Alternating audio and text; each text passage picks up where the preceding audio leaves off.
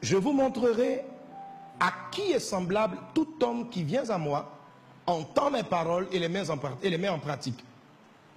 Il est semblable à un homme qui, bâtissant sa maison, a creusé. Dis avec moi, creuser. Ça fait creuser combien de fois?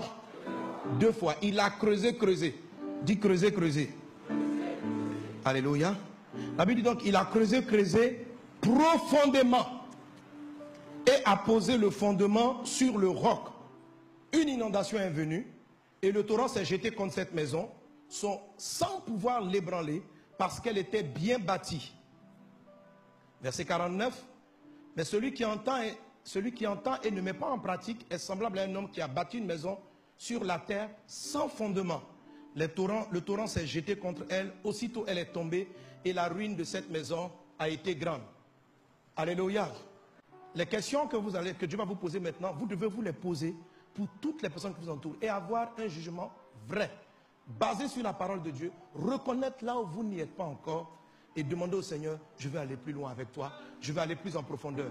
Si tu fais ce travail, tu vas te rendre compte qu'au fur et à mesure, tu deviens de plus en plus intelligent, de plus en plus brillant et Dieu va te faire suffisamment confiance pour te donner beaucoup plus de richesse. Qu'il en soit ainsi dans ta vie, dans le nom de Jésus. Alors, le premier niveau, c'est ce que la Bible explique. Ceux qui ont cru en Jésus, qui entendent la parole, qui disent qu'ils aiment Dieu, mais leurs racines s'arrêtent au niveau de la chair, au niveau du premier bloc. Est-ce qu'on est ensemble? C'est quoi quelqu'un qui aime de manière charnelle? La chair, c'est la partie visible de l'être humain. C'est le corps, c'est ce qu'on voit. Quelqu'un qui aime de manière charnelle, c'est quelqu'un dont l'amour est conduit, est dirigé, est fait pour satisfaire ses besoins charnels. Avoir de l'argent pour manger, construire une maison, ce n'est pas un confort de l'âme, c'est un confort de la chair. La convoitise des yeux, voir une personne, elle est belle, elle a un beau visage, j'ai envie de marcher avec cette personne-là parce qu'elle est jolie. C'est quelque chose qui vient conforter tes yeux à toi.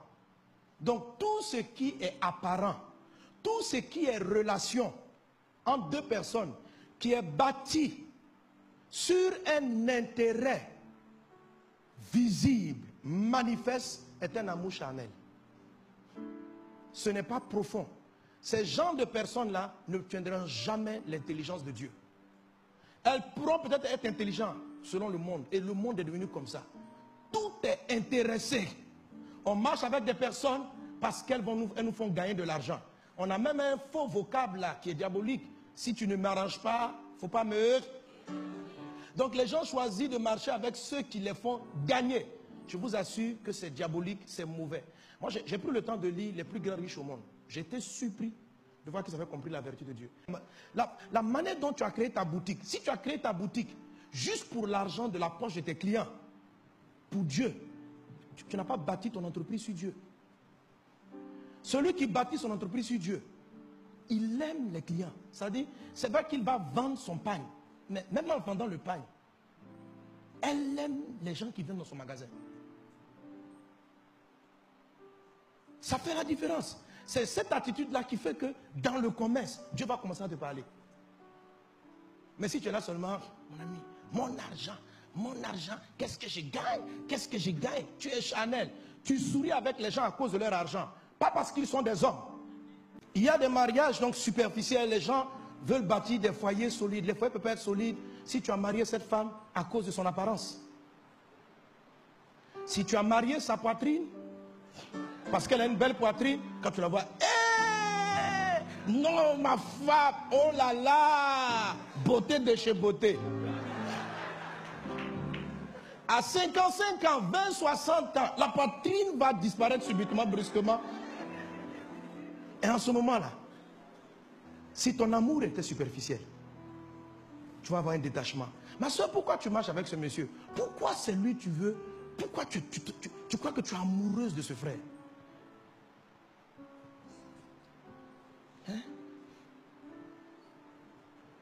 Sa voiture, il ressemble à quelqu'un. Si tu l'as, comment on dit là, c'est un bon parti. C'est ça, non?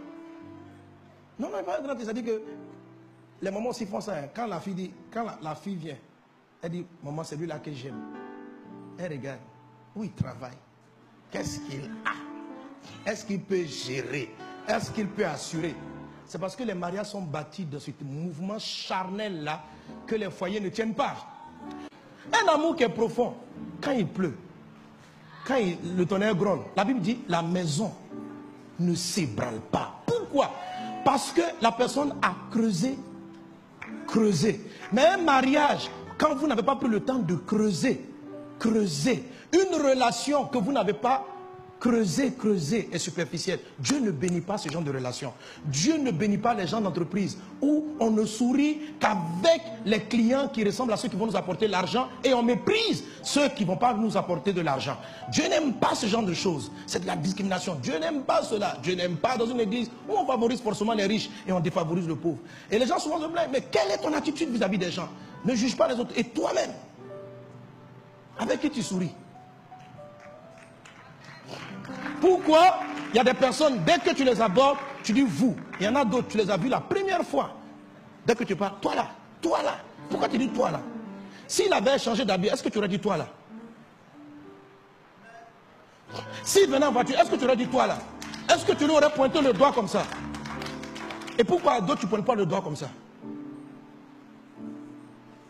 Et tu dis non, pasteur, je suis poli. Ta politesse n'est pas profonde. Ta politesse est superficielle. Parce que je suis un homme courtois. Ta courtoisie dépend de la qualité de vêtements et de la manière dont la personne se présente à toi. Tous ces genres de choses, il faut qu'on l'honnêteté pour savoir, ça détermine qu'on est superficiel. Je t'en supplie, mon frère, sonde ton cœur. Qu'est-ce qui caractérise, mais qu'est-ce qui motive ton respect envers des personnes?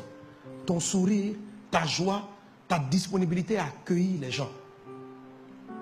Quels sont les gens à qui tu parles mal et les gens à qui tu parles bien d'office? Quels sont les gens que tu pardonnes un peu plus longtemps? Parce que quand quelqu'un, on respecte le poste d'une personne, on pardonne vite à la personne. De toute façon, on se dit que mon frère, on jamais, c'est le ministre, il va m'ouvrir des portes.